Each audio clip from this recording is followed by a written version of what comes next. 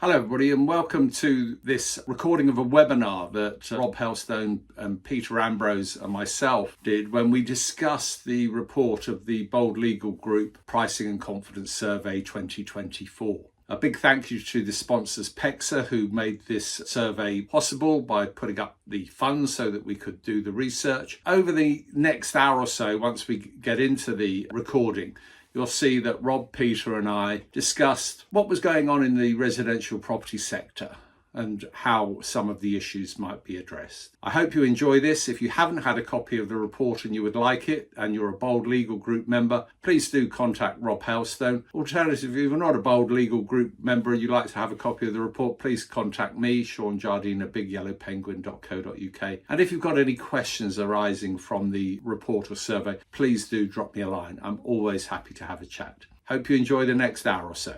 Thank you. Hello everybody, my name is Shaun Jardine. I'm a Big Yellow Penguin, former CEO of Bretherton's, the law firm which operated in the legal hub that is Rugby, Banbury, Bicester. I retired from Bretherton's in October 21 when I turned 60. I've been encouraging and helping firms to get off the bill of lading and create value-based prices and choices for clients for delivering legal services. And I got into that when I went to America in 2017, met lawyers from all over the world who were doing this. Are still doing it even now. And I thought that's something that I could do in my firm, and we did. There's something now I do with other firms. And I very kindly got invited by Rob to speak at the Bold conference in 2023, I think it was. We did this survey in 2023. The results were quite interesting. So we thought we'd repeat it in 2024, and the results were even more interesting. So we've got 2 years worth of data now, and we'll happily talk you through our highlights. Good afternoon. My name is Peter Ambrose. I head up the partnership. We're a firm based in London and the Southeast, a very, very competitive market. We've always had a sales team. We've always been very aware of competitive positioning and of the need to win work. We're in the front line. We get all our work on a referred basis. So that means that all the times we're spending our whole life working out how to be competitive, fighting against the very forces of downward pricing pressure. And Rob very kindly asked me to come along just to share a little bit of our real life experience and what we're seeing both in our firm, but also because I work with Legalito, my other business, I talk to a lot of other law firms as well. And it's very interesting what we hear. So I'm here just to sort of provide a little bit of insight as to what we've been doing, because we've been doing value-based pricing for the last 15 years. If anyone wants to ask a question or post a comment, you can do in the chat function.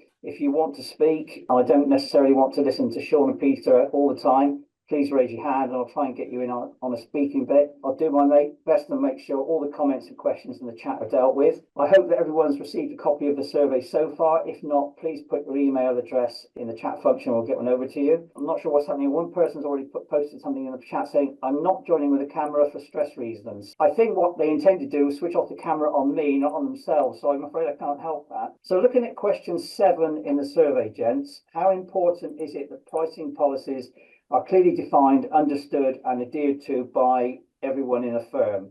Should we start first with Shaun then?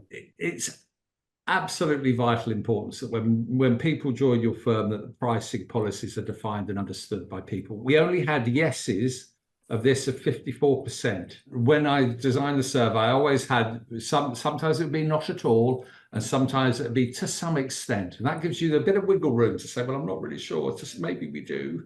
But really what I'm interested in looking at are the definitive yeses. And we've got only definitive yeses of 54%, which means 46%, we're not doing it all the time. And, you know, if you think about the pricing in Sainsbury's, that pricing is not defined by the manager in the store or the people stacking the shelves. It's defined, you know, up on high, and it is managed very, very carefully. And lawyers, as a general rule, aren't very good at doing that. And that's what we've got to get better at. And that's why we've got to have pricing policies. We've got to talk about what they are. And we've got to make sure that our people, those at the coalface, you guys, you're the ones doing the work, that you know and have conversations about it.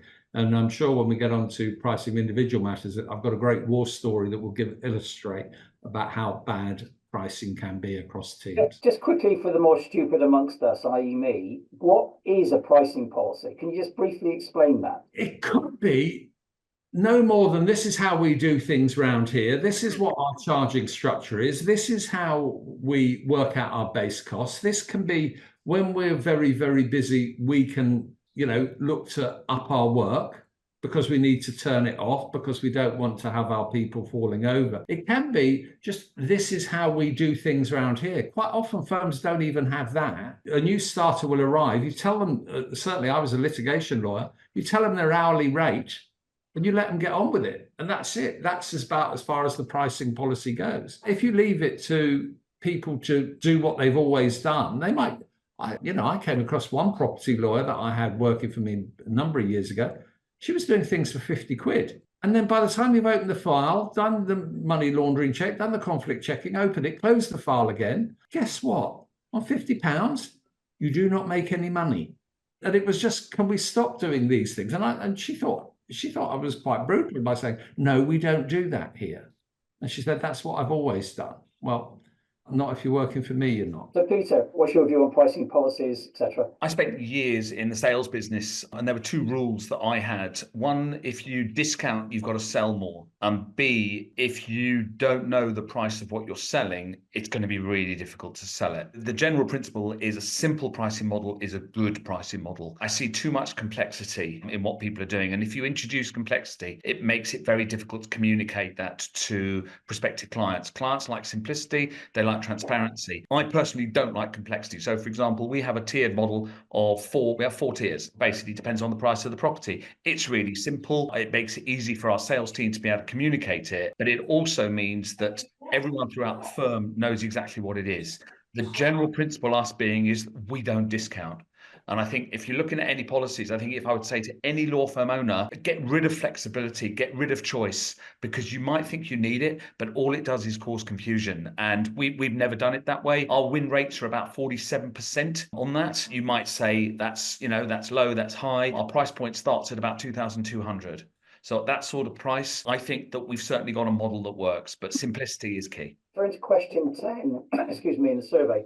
Should firms reduce prices based on what their competitors might be charging? I think that's a really good point. And I think where we see a lot of misunderstanding and a lot of, for the want of a word, complaints are people saying that we need to charge less because our competitors charge less. And my big concern from what I've seen is it's very anecdotal. I don't see enough research into this, into actual pricing today, not from 6 months ago, not from a year ago, in that if you're setting your pricing, yes, you've got to be competitive, but you've also got to understand your value proposition. You can't be led by what your competitors do, but you can't be totally out of whack. The mistake I think a lot of people make is they make a lot of assumptions, and I see this across the board. I was in a LinkedIn chat with someone this morning who was sitting there making up facts, an undeniable fact. And I said, the problem that we see, and I alluded to this conversation, is lots of people make up stuff like such and such type of firm charges very little. This sort of firm will discount for so-and-so.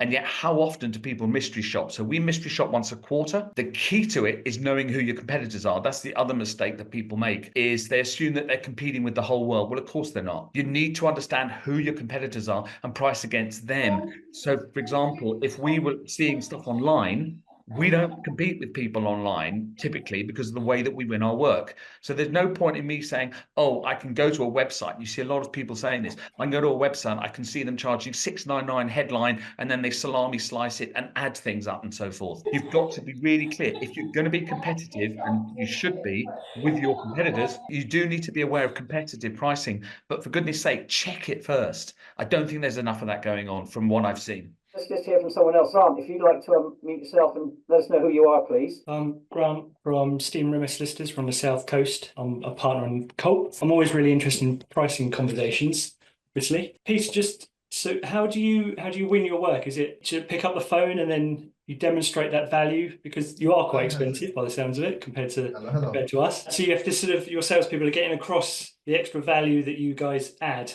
rather than just basing it on a website form fill and then you get an instant quote back. The key to how we win our work is the source. That's really important. And I think this is overlooked by a lot of people. To be really clear, we couldn't win the kinds of work that we win at the pricing that we price at if we were getting quotes over the internet. If people were doing quotes, so for example, I get approached by people saying, oh, do you want to be on our comparison site? And I would say no. point blank.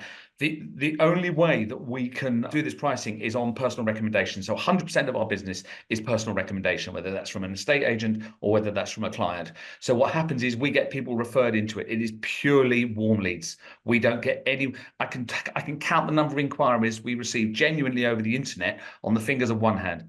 And that's in a month. We'll get maybe one or two. And most of that has come from a referral anyway. And so that gives us a huge advantage. And I think what people do need to look at is where they're getting their work from, because it does have a huge influence on price. And I think it's not often talked about, that people just say, oh, well, work is work. And how do we put the value proposition across? I always say, if people find you by searching for price, they're buying on price. So it's really, really difficult. So ours goes the stage beyond it, which to say, where do we get that work from? Because there's no way we'd win that sort of volume of work if we were on, compare the market or, findmycheapconveyancer.com. There's no way. And that's the big difference. Yeah, we avoid that too. And actually, we probably could do quotes on our website, but we don't, purely for that reason, because you want to pick up the phone. 100%. Yeah. Absolutely. I am a great fan in taking quote calculators off websites. You want to have conversations with people, because if you only give them a price which a client can generate without a conversation, they don't get to talk to you, Grant, or your team or Peter's team. And then when you have that conversation and you're saying, well, where are you buying, where are you selling? And you're moving up to Bloxham, North Oxfordshire, brilliant. What brings you up there? Well, I'm on a corporate move. Oh, are you really? As soon as you hear them say you've got a corporate move, are your employers paying your expenses? Yes, they are. Well, guess what? You can put the price up immediately because they don't care. And then you're saying, well, when are you, have you got children? Yeah, I've got children. We need to be in for the school term. Brilliant. Yeah, okay, well, and all of a sudden we're engaging with people. Many of you will have heard Ian Cox do his training. It was Professor Ian Cox, wasn't it? I think we had him into Bretherton's probably 20 years ago. And it was about having that conversation. And then you differentiate yourself. And then all of a sudden, if you're 200 or 300 quid above the other quote they've had, they're going to think, blimey, Grant's people knew, they really cared about me. They really understood what I was doing. And then they're going to think, okay, I want to use them because we've actually had some kind of relationship. And so I think conversations are very important. And yet quite often people are thinking, I'm too busy to take the call. If you, taking Peter's point, if you're getting work referred to you, Peter's really good. You use people. Guess what? These people are not ringing around. They're not ringing around on price.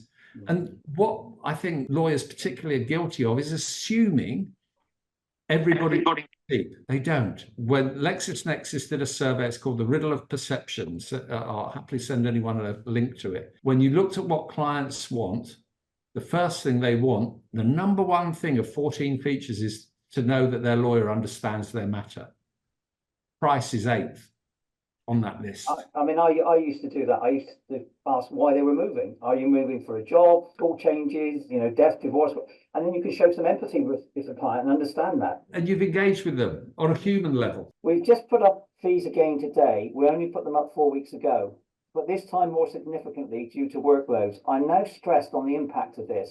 We want to lose work right now so we can put more time into our current matters, but does the word get around?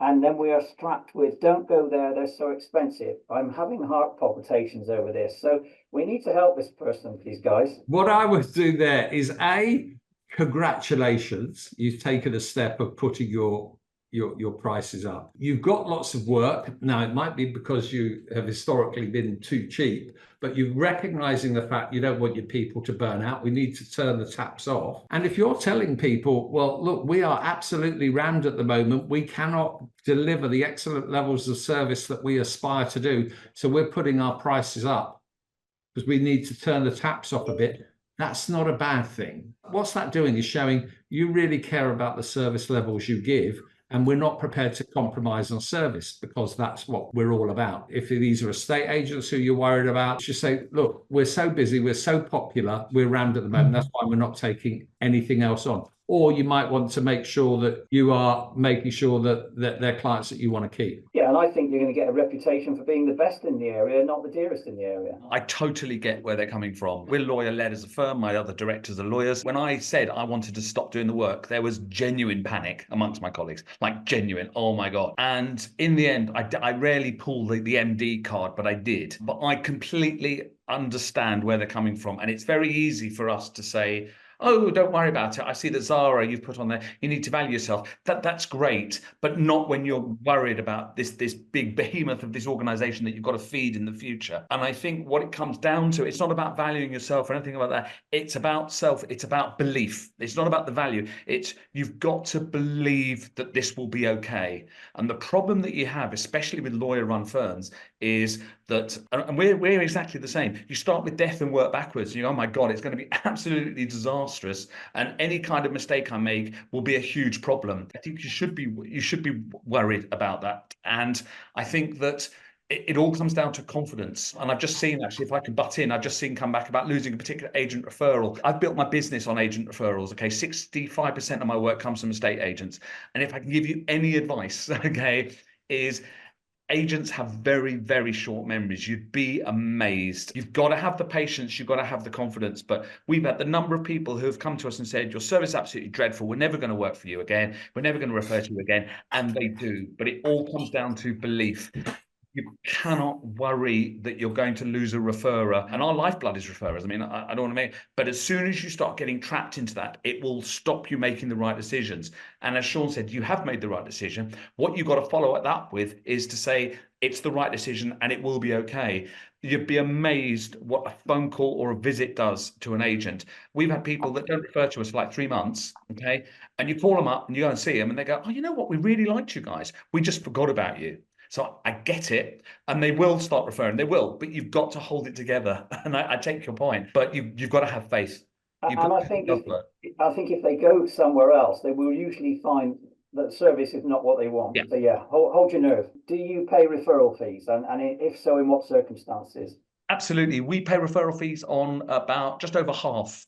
Interestingly, it's the highest it's ever been. We are very conscious of this. We start at £100. Okay, so it's proportional. I have no problem at all with referral fees. I don't like this posturing about anti-referral fees, because if that's what it takes to compete, that's what it takes. What I do have a problem with is disproportionate referral fees. So, for example, we had a firm that we worked with for 9 years. So, dear me, this goes out to you, okay? Worked with them 9 years, and one of my competitors swooped in and offered them £450.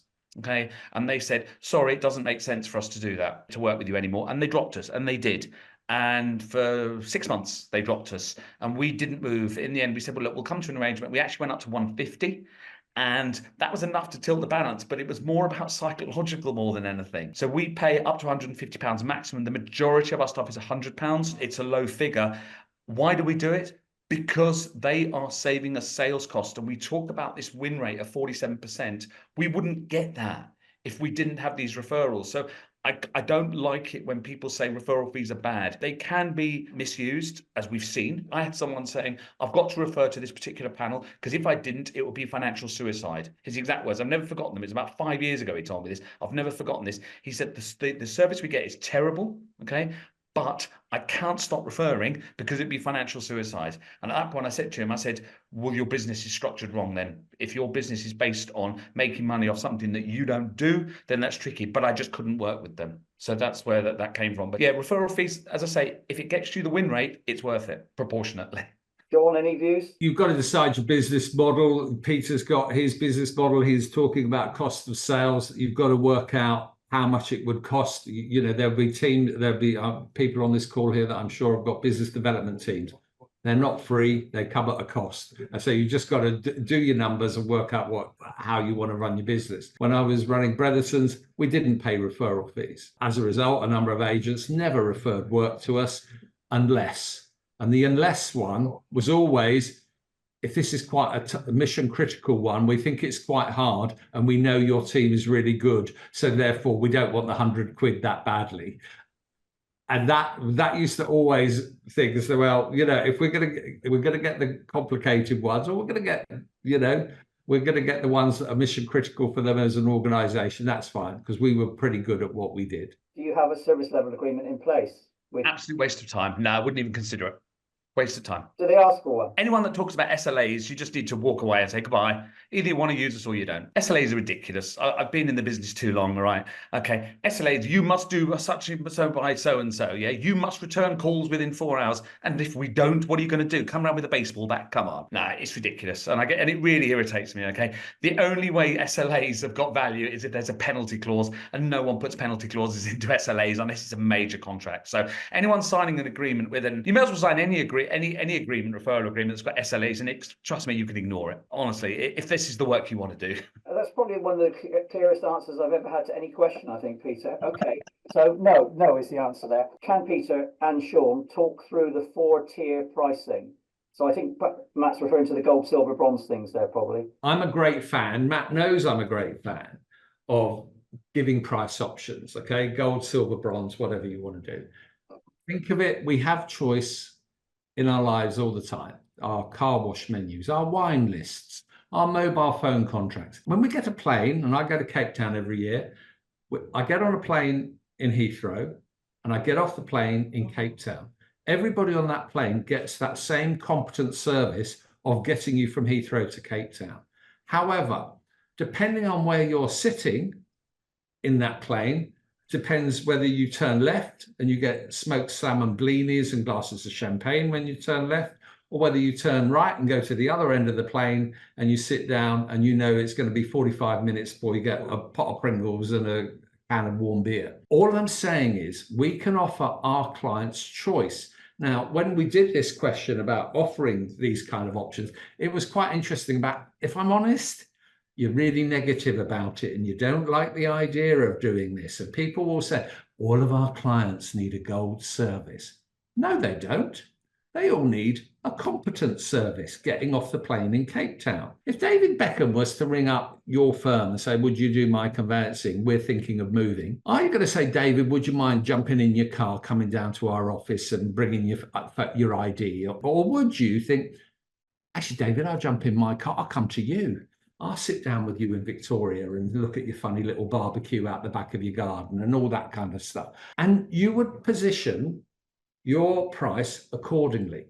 Now you can do that with clients and you can say, if you have our gold service, this is what you get. If you want our bargain basement cheap service, this is what you'll get. We will communicate with you through a portal, or we will do this, or this level of person will do the work for you.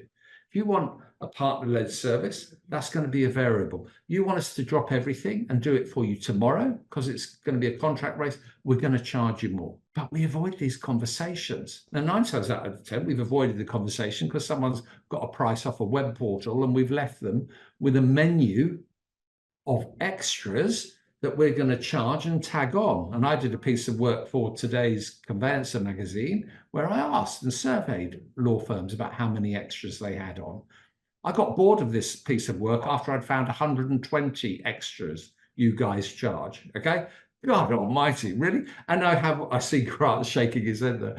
And some people say to me, well, our team don't add on the extras. I'm not bloody surprised if you've got 120. You can do this. You can do it. I've written a book about it. You can do this. It can happen. All I'd encourage you to do is to, well, A, buy the book, but B, think about what you could offer as your gold service. Because I can tell you, I recently, my mother-in-law sadly died. I recently went to a conveyancer, and it wasn't my old firm, actually, I don't mind saying. It was the former head of department of my old firm that had always done our conveyancing, my family's conveyancing. So she was at another firm now. And I went there and she gave me a price of 1,200 quid for doing a sale of a property of 550,000. And we would have paid 3 times that amount, 4 times that amount. Price wasn't ever going to be the driver for us. My wife, her siblings lost their mother-in-law. We just want a really good service. Can you please deliver that? That's what we wanted. And that's what we would have quite happily paid 3 times the amount for. And I really hope that individual lawyer is not on this call because I didn't tell her at the time. When you mentioned your mother-in-law there passing away, Shaun, I thought you were going to say you went for a bronze level funeral. I'm glad that you didn't. Peter, would you like to pick on the. I tell you, she did not have a bronze level funeral, Mary. That was not going to happen. She'd come back and haunt me. I'm going to disagree with you, Shaun. Okay. Because I think that's incredibly difficult to do. I think that if you're a very small firm, offering different levels of service for different prices is really difficult. The way we overcame it, we actually created a totally separate brand. We were dealing with very high-end properties, equestrian and so forth. We went so far as to create a whole new sub-brand. Okay, so for example, for a £3 million purchase, I think we were charging about 9,995, about 10 grand. Okay, whereas in the partnership business, we were only charging for that. We were charging about 3.5. Okay, but I was so convinced, and I still remain convinced, that you have to have consistent pricing. Going back to our first question, that the idea of charging different prices depending on the client, for me, was a problem. Now, okay, we do higher volume. So for example, we'll typically take on about 400 pieces of work every month. So it's higher volume. So maybe if you're in a lower volume, you can afford to do it. To me, I think that sort of thing introduces complexity of the sort that you indicated about, whereby people don't know the pricing and they don't know that. I did hear an alternative to this, whereby a really, really interesting, in fact, it was at your Rob, about different tiered pricing, and I can see someone's asking about tiered, is what you do is you change the pricing depending on what kind of like rebates or like no sale, no fee features you wanted, as opposed to service levels, which we're actually trialing that right now, which is really interesting. So for example, when we talk about tiered pricing, so for example, ours, they start at 250 up to 500,000, then 500,000 to 1 million, 1 million to 1,600, and then above that. So that's how we have the pricing, and they go up a couple of £100 each tier. But what we're trialing out right now is the idea of saying, right, because people quite often say to us, will you do no sale, no fee? And we always say, no, we're not doing that. And then we said, well, hang on, why don't we charge extra? So we did a bit of maths and we said, why don't we charge extra for doing no sale, no fee to make up for the fall throughs that we would normally charge for? We're about a month into that trial. It's too early to tell whether it works, but I love the idea of it. The idea of having different pricing for different service levels worries the heck out of me. They're the same lawyers doing it, right? But offering a different service. I take the point, Zara, on that. If you're sitting there saying, okay, maybe I'm offering different types of service, we can't all offer gold, but having a differentiated service is, it just doesn't sit with me. All right, let me give you an example. It does not take a lot of time to do. A client that I work with, one of the golden rules of value-based pricing is you don't price your own work in isolation. Someone else has got to have some input, whether that's the framework or whatever. Employment contracts wanted by a client. We gave them 3 prices. First price was, we will send you some PLC precedents. We will check your homework. You fill them in, 2 grand. We will do these for you in 3 weeks' time, 5 grand. We will do it for you tomorrow, 8 grand. The client chose 8 grand because for them, it was strategically important to have it tomorrow. It was the same bit of work that they would have had delivered in 5 weeks' time, but the variable for that gold delivered tomorrow service was a different price. But it meant that you were going to then inconvenience your other clients. Are you going to inconvenience a lot of bronze clients, or are you going to start saying, well, we want a better quality client? Because one of the questions in this survey, he says, almost leading it into neatly into what it is do your firm make you act for clients who are unprofitable and too difficult to deal with? Now, for those of you who haven't got the survey immediately in front of you, it always gets answered yes. Whenever I ask this, and it was answered yes by you, and it was 75% of you said yes.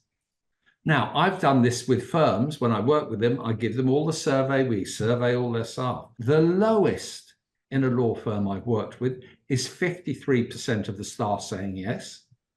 The highest is 96% of the staff saying yes. Now, what's it like working at that firm? Bloody awful, I imagine. I bet they have a bit of a churn. I bet they are always on recruiting because they allow or compel their staff to keep acting for people who are awful.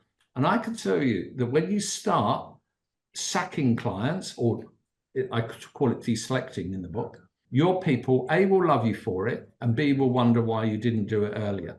And I can tell you one more story. One of my lawyers, she did a very niche area of property law, actually. I won't name it, but a very, very niche area of property law. And she knew that we have this methodology of you can put your hands up and you can tell us who we should deselect. And she said, Shaun, I've got 3 matters on at the go at the moment for this client. I feel sick every time her number comes up on the phone. And she's saying she's going to give me 5 more bits of work, and I don't want them. And I knew this client, I knew she was difficult. And I said, okay, that's not a problem. What I would do, go and get the files, we'll ring her and we'll put a call to. Let's say that I'm ringing, I'll just take a name of someone here, Kate. Okay, so look, I'm going to ring Kate, and I'm going to ring Kate. And I rang her and I said, hello, Kate, it's Shaun Jardine. Hello, Shaun, how are you? I'm great, thanks, Kate. I said, Kate, this is going to be a bit of a difficult conversation. I said, because I know we've got 3 bits of work on the go for you at the moment. We're going to finish those bits of work for you, but we don't want these extra 5 that you're going to send us. And it all went quiet. And she said, you've been listening to that silly little girl, haven't you? I said, oh, didn't I mention that my colleague is sitting here with me? And I said, this is the exact point I'm making, Kate. You don't respect what my people do. You're not nice to deal with, and we don't want to act for you anymore. And guess what? That lawyer was delighted she participated in that conversation. She wasn't delighted she was called a silly little girl, but it gave me the opening. And we never took those cases on. Next day, I've got more people coming to see me. Shaun, these are some more we ought to get rid of. And let's put all of those clients down the road with your competition, because that's where they need to be. You don't want to be dealing with them, but it takes bravery to make that decision. Can I just clarify one thing Peter said? When he referred to my do, it's not a do in my back garden, it's not a barbecue. He is referring to the Bold Legal Group Summer Conveyancing Conference and Evening Soiree. So thank you for the plug, Peter. But next time, just enhance it a little, would you please? How should one deal with price objections, or how do you deal with price objections, Peter, when you receive them? We receive quite a lot of price objections, and the reality is that I think what you've got to get to grips with, and this is a sales issue, you've got to get to grips with, is that you've got to believe in what you've got.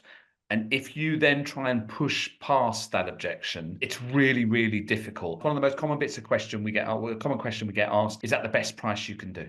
Is that your best price? And we say, absolutely. And they say, and if you say it with enough confidence, that's the typical thing. And they'll say, we've been offered such and such 10%, okay, 10% less than you. They're much cheaper. Where I can get £500. We often hear people saying you can get £500 cheaper than us. And we always go, yes. One of our tricks that we do, we always say, yes, of course you can get cheaper, absolutely. And we don't qualify it, we don't push it, but that's because I've got a trained sales team, which basically says, if you want to go cheaper, absolutely, but you can't push past it. If you then start saying, but with me, you get this, and you get this, it just doesn't really work as objection handling. And I think we have to be very careful about what we see as true objection handling. I think certainly what we do, one of the things that we always push is the idea of accountability. And it's a very simple message that we promote, which is the reason we charge the fees that we do. It comes down to the number of cases that our lawyers work, because that impacts you. The more cases they work, the less time they've got for you. We can't be sure that your case will go through any quicker, but what we can be sure is that we'll be here for you because we've got the time to be able to do that. And that's the real way, that's the only way that we can see that you overcome price objection. If you start saying, oh, you're going to get fantastic personal service, well, join the queue, because everyone else is saying that as well. The no sale, no fee one is a trickier one. That's really tricky. So as I say, we just say, no, we don't do that. But again, it's more the way we say it, more because we can't overcome that. You know, we can't win that. You know, if we say, oh, but we're going to get your deal through, well, we don't know that. Yeah. Mm-hmm. And I think what you shouldn't do is, if you've got, I think the other thing about pricing objection, if you've got an objection that you know you can't win, run away from it really quickly, because you're wasting time. And I think that's the key. There is time, you cannot win every deal. And I think getting to that point of saying, well, I recommend other lawyers sometimes. No, you don't need us. You need to go to such and such in Woking. Okay, because they're difficult or they're awkward, to take Shaun's point. Okay, no, you don't need us. You need to go somewhere else. Quite often that will work as a good objection handler. Then nothing cringes worse than having someone saying, but use us because this is the biggest purchase you'll ever make, and you should use the right lawyers. Yeah. What happens 6 weeks later when you screw up because you forgot to send out a flipping declaration of trust or something, and you've done something wrong? It just rings so hollow. I've heard people say that that their answer to the question is, well, all of our work is done by qualified solicitors. And the answer is, So what? Because clients don't care. It's the outcome they want. It's they want to be in September because that's when the kids start school. And objection handling, and Peter's obviously got it cracked with in the sales kind of thing. In your teams, you need to find out what the usual objections are.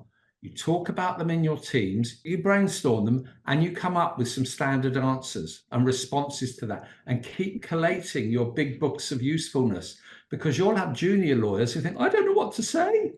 But some of you older hands will think, yeah, I do know what to say. And so let's start capturing this info and putting it all in our policies that we have, in our training manuals, so that we know what to do. Now, I know many of you know Claire Yates, who actually deals with objection handling, and she's going to be doing an event. It's on LinkedIn. I think I might have even put a comment to it in the event that you've booked in here. If you want to come to that, because there are people who train in this stuff. And I know Matt, I know she's been in with you, Matt, at Fiddler and Pepper, and it's important. Let's train our people about how to do this, capture the knowledge, and then start regurgitating what we learn. And I've always been a great fan of training people. I think it was Richard Branson who said when he was training, people saying, oh, Richard, are you worried about training people and have them leave? He said, no, I'm more worried about not training people and have them stay. So there's something for you to think about. Train your people. That sort of leads on nicely to the next question. You would have thought I put some thought into this, but more luck than judgment, I think.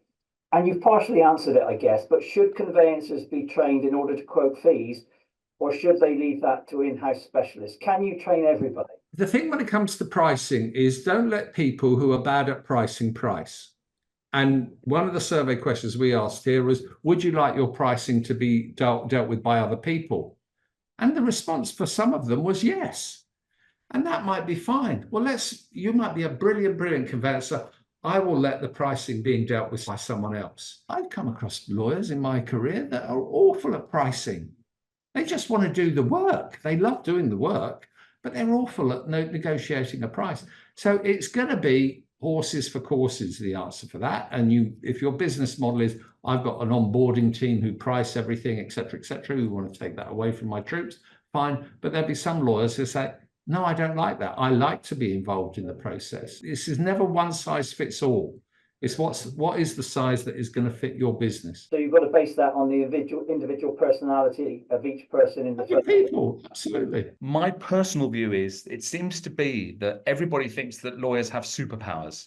I always say this to my guys, right? You've got superpowers. If you're a sales lawyer, you can make the purchase lawyer respond more quickly. You can do completion statements brilliantly. You're fantastic at submitting stamp duty. You're fantastic at networking. In my view, and I've always had this as the business, is the lawyer should do the lawyering. This is my personal view. I think lawyers should do lawyering because that's what they do and that's what they're good at. Why put someone out of their comfort zone? When we say to people that are joining us, oh, you won't need to, because quite often they'll go, oh, I can go out and I can network and I can bring in clients and stuff. And I'm like, great, do you want to do that? And they went, actually, no, not really. I just thought it sounded good. And I think I've always said that, you should have people doing what they're good at. So, for example, in my place, I've got a team of salespeople. Now we're bigger. I get it. We're about 90 people. We are bigger, but I do have a team of 4 whose job it is to win work. And then they pass it to someone whose job it is to do the due diligence, and then the lawyers to do the work itself. So I'm personally against this idea that lawyers should do everything. I think you get pulled in every which way. If you're in the middle of a horrible situation with an exchange or something like that, or something's going squirrely on completion, and someone calls in for a quote, the last thing you want to do is go, yeah, shoot, put more fuel onto that fire. And that's my personal view. I'm not a fan of lawyers doing everything. I agree, and I always used to give my own quotes, but then in a way I was lucky in my 30-year conveyancing career, which was a long time ago. After being a year in conveyancing, I left and went and worked in a menswear store for a year. I was taught how to sell. I went back to law. I could quote people easily, but you do need to be trained, is the point I'm trying to make. You do have to have some selling skills, I think. Well, you can't use the S word. Lawyers don't like being told they're salespeople. You have to say they are nurturing clients and perhaps act like farmers because they're looking after the land, tilling the soil and planting little seeds and watching them grow. I just don't think they should do it at all. I think it's not what we pay people for. We pay them to risk manage. We pay them to not make mistakes, to focus on getting things right and reduce our risk. I would never have our lawyers quote. They never quote, even for add-on work, that comes back to the sales team.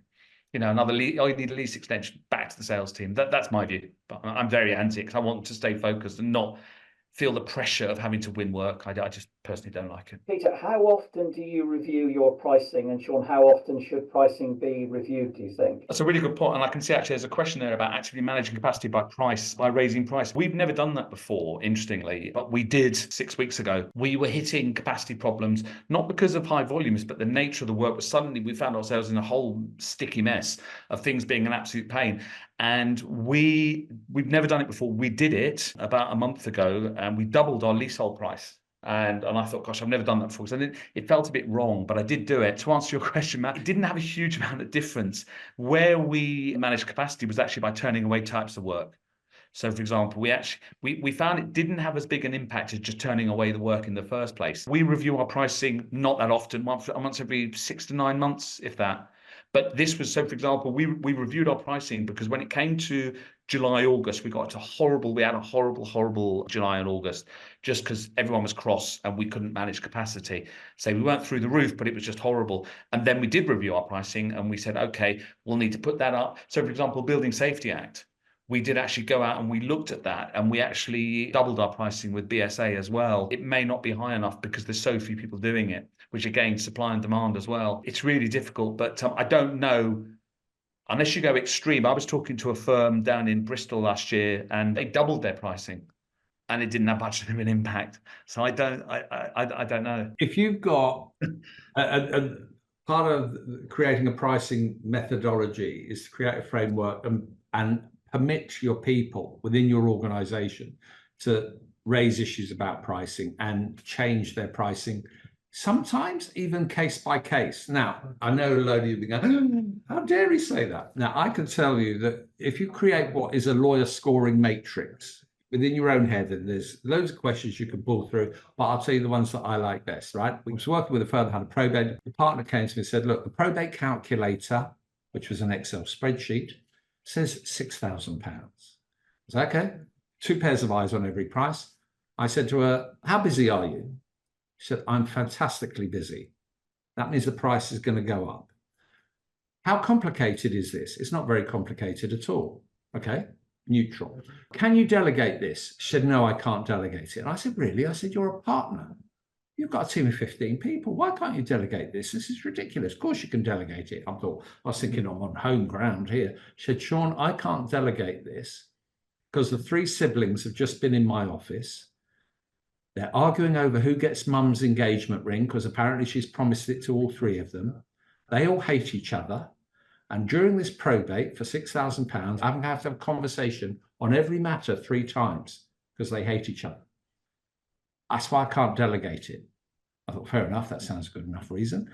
And then I said, and one of the other questions is, are you going to enjoy working with this particular client? And she said, no, I'm not going to enjoy it. And I said, okay, because we don't want every bit of work that comes through the firm, and we definitely don't want it at 6,000 quid. I said, what do you want to pay? I said, what do you want to charge? She said, £24,000. I said, fine, price approved. Oh, I saw Julie's head went up there when I said £24,000. And they went back to the client, and the client said yes, and instructed us. They knew it was going to be problematic because they'd obviously left the office warring with their siblings. How does that lawyer feel about doing that work now? They're fine about doing it because I'm getting paid for all of this people management and relationship management stuff. And that's the point. You can try and look at it on a case-by-case basis. You'll be saying to me, Shaun, that doesn't happen in real life in conveyancing departments, etc., etc. Okay, well, you can review it monthly.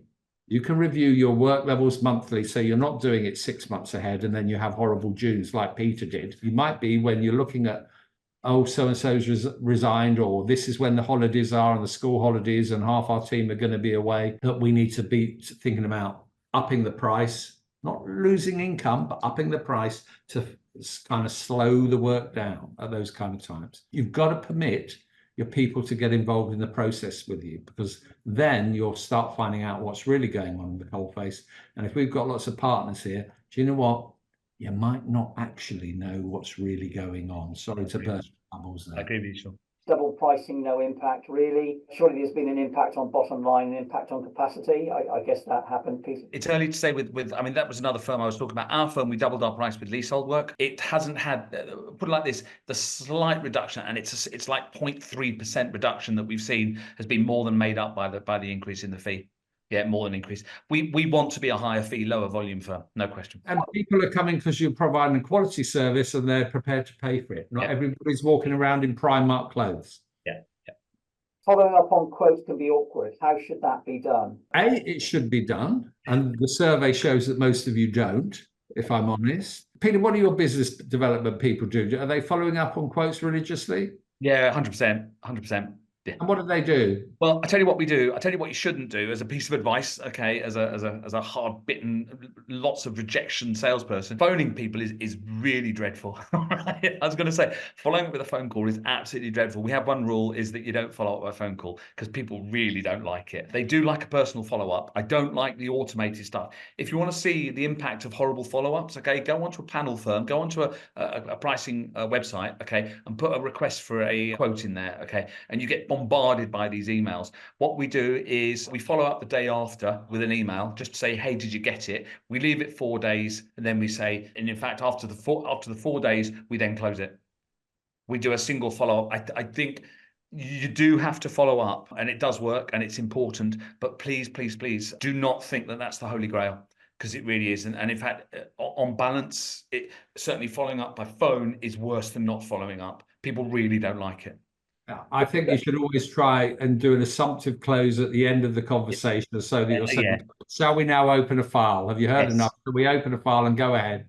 Let's get on with this. And then do that as an assumptive close. And make it relevant as well. So if people are saying, oh, I'm getting other quotes and so forth. If people are saying I'm getting other quotes from other people, we normally leave it a couple of days. And then we say, just curious, did you get those other quotes? What were your thoughts? But no more than once. No more than once, and it has to be personalised. Would it not be a breach of SRA rules for honesty and integrity to change pricing based on your own capacity on a month-by-month basis, not a general? No.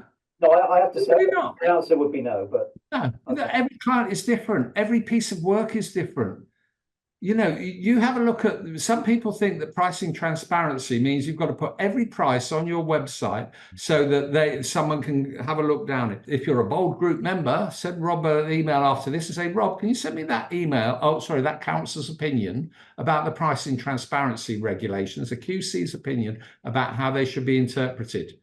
Because that's what you could do. You don't have to take on every bit of work. And just because the fact that if you know someone is going to be awful to deal with, you don't have to take the bit of work on, but you can up the price if you are prepared to take it on. As a litigation law, if a client turns up with 10 plastic bags full of invoices and wants me to do a litigation case, do you know what? I'm going to charge more, rather than the client who turns up with an Excel spreadsheet, a first draft of a witness statement, and a paginated bundle. I'm going to charge him less, but that's the name of the game. What would attract more young blood into the profession? Better pay, or does the 21st century conveyancer want a 4-day working from home week? Oh, I'll let Peter do with the managing of people. I was only me and an inflatable penguin in my business, but Peter, you've got 60 seconds to answer that. 60 seconds. What will attract more people into it? I think we're whistling into the wind if we think we can wave a magic wand and say, hey, this is amazing. If you talk to people, and you've said this yourself, Rob, that the conveyancing world of today is really, really challenging. I think if we overtly think that we can go out and attract more people by saying, hey, look at this is amazing, we're kidding ourselves, okay?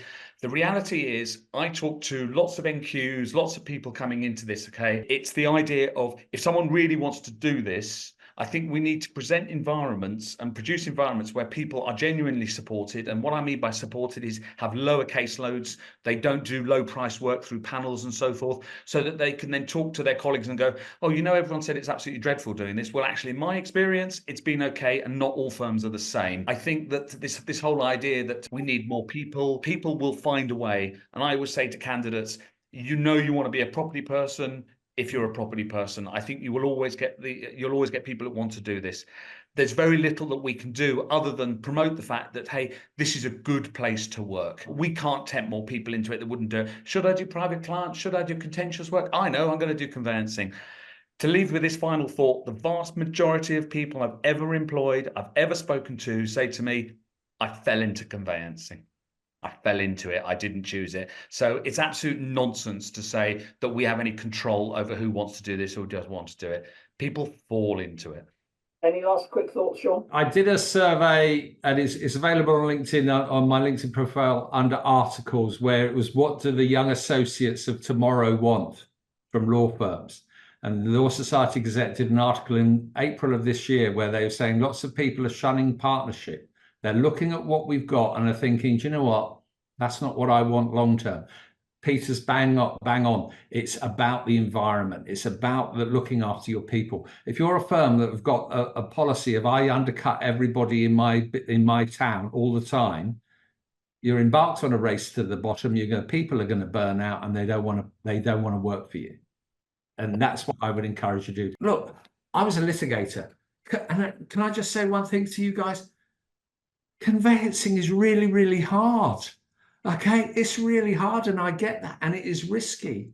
And please, you are really worth it. You are at the coalface doing a bloody good job. And can you just please believe you're worth it? Because I think that is really, really important. Thanks, Peter, Shaun. Thanks to everybody that's listening. I just give the last word to DME, who didn't have their camera on and was stressed, but probably isn't now. They've said that less stress will attract more people, which is a good comment to finish on. So thank you very much, everybody. Have a nice evening.